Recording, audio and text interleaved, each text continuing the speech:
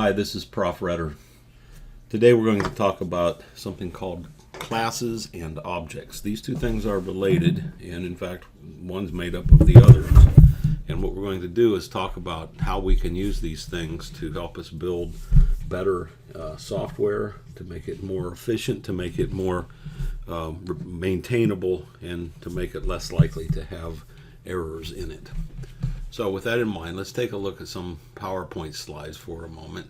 And I'm just going to go through without bringing them full screen because it's easier on my recorder. But what it amounts to is this. What we define a class to be is a collection of objects and operations on those objects. So for example, as you see on the slide, you can see that we have the ability to create a class that contains dates. Now the date contains perhaps every possible date, but more likely in a computing environment it's going to collect to allow for dates within a given range. For example, dates from 1970, January 1 up through the present, or through 2099 or something like that, just because we don't have unlimited space to store those values. But the idea is that this collection of objects will be descriptive enough for us to use in the way that we design the class. And that sounds kind of circular, but we can't have these collections of objects describe absolutely every object that we're thinking of in every last detail. So what we do is something called abstraction. We take a look at what it is we're trying to describe, a date, for example. And let's take June the 5th, 2016. And that date is pretty clear what we mean by it. It just happened here a week ago or so. And 2016 is the year I meant. And what that does then is give us that we need three components to describe a date. Now there may be other things that we could use to describe a date. For example, it could contain a list of all the people who were born on that date, or died on that date, or were married on that date. But that would be overkill for most purposes, unless that's something that we need to do for the project at hand. So what we're going to do is start talking about creating classes that describe things in ways that are meaningful in a wide variety of ways, but perhaps not in every possible way. So what do I mean about operations? Well, for example, here we've got a discussion of date objects. Objects are members of classes, and we have the fact that we have a month, a day, and a year for each of the values in the date class. So if we want to say we've got a date, which let's suppose is today, which is 6/15/2016, we would have a month value for that date of 6 June, a day value for that date of 15, and the year value for that date of 2016. So here's another example, June the 14th, 2016, and we could represent it as this triple. This is called an ordered triple. In the same way that when you did coordinates in algebra or in various kinds of mathematics that you've studied, we had ordered pairs, where we would have X and Y. Well, this is an ordered triple, and it means that the thing that's in the first position represents the year or the month, the thing that's in the second position represents the day of the month, and the thing that's in the third position represents the year. Like I said before, we could have other things in here if we wanted. For example, we could have a day of week field here. It turns out we don't need one because we can calculate the day of the week based on those three values. So we're going to try to keep it as simple as possible, and we'll end up with this kind of thing. Now, there's one point that I'm going to make over and over and over, even after this class, if you take other classes from me, and that is that you need to know some mathematical symbolism, some set notation, and that kind of thing to make your life easier. Spending a little time on this now will make your life easier later. We have this concept of A cross B, and you need to go look it up if you don't already know about it.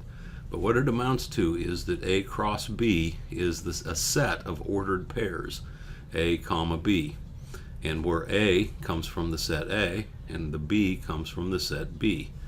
And so if we've got two sets, we can look at their cross product, and it gives us a set of ordered pairs. Now we kind of extend this concept from ordered pairs to ordered n-tuples, and in this case we have int cross int cross int for month, day, and year, where the month is an int, the day is an int, and the year is an int, and that gives us an ordered triple with the month, the day, and the year as the values. One of the reasons that this is important is because of what we said here. A class is a collection of objects. And if we look here, some people are going to try to tell you that the collection of objects in this class is exactly the month, the day, and the year. In other words, month is one of the items in the collection, day is another, and year is yet another. That's not true. So you have to turn and run from people that will tell you that. In fact, what is true is that the objects that are in the date class are objects that look like this. This is a single object in the date class, and it's composed of an integer representing the month, an integer representing the day, and an integer representing the year, and they're ordered in that order. And so it's important for you to keep that in mind, that understanding what an object is in a class, because it'll first of all help you understand why we define classes in languages, in programming languages, the way we do. So what does it take to have a date? It takes three properties, month, day, and year. And what is a date object? It's a collection of those three properties, a collection of values for those three properties. Another thing to point out here is that this doesn't necessarily mean that just any int can be used for month, day, and year. For example, we don't have a month 13, and we don't have a day 30 if the month is 2, and we don't have a day 31 if the month happens to be May. And so there are some restrictions on this beyond being members of this int cross int cross int. Just things that you need to keep in mind. So what we want to do is define operations. So for example, if we had date mdy as the class, this indicates that and oftentimes you would see it written as int m, int d, int y. But for this screen I chose not to do that. But what this means is that the class date is made up of objects, each object with three properties. Those properties are month, day, and year. And for us in this particular example, we're going to use three ints. So 3/12/2015 is March the 12th, 2015. 6/6/52 is June the 6th, 1952. And we have operations that we can perform on these dates. Oftentimes we'll take a date or an object out of a class and perform on it all alone, as we do here with day of week. We can take the date and we can call the day of week. We can get the days from a date, and we can look at the days between two dates. And so with that in mind, we're going to look at various ways to describe these operations. What I've got here isn't really the way we're going to do it, but it made it easier to describe at this point, and you'll see what I'm talking about when we move on. So there's your intro to object-oriented programming. One of the first things you have to learn how to do is how to build objects. And how do you build objects? You pick them out of classes, or you generate them out of a class. And so this is part one of object-oriented programming, which is essentially the purpose for programming 2. I mean, there are other things that we cover. This is the biggest thing in the entire course, and you're ready for it now.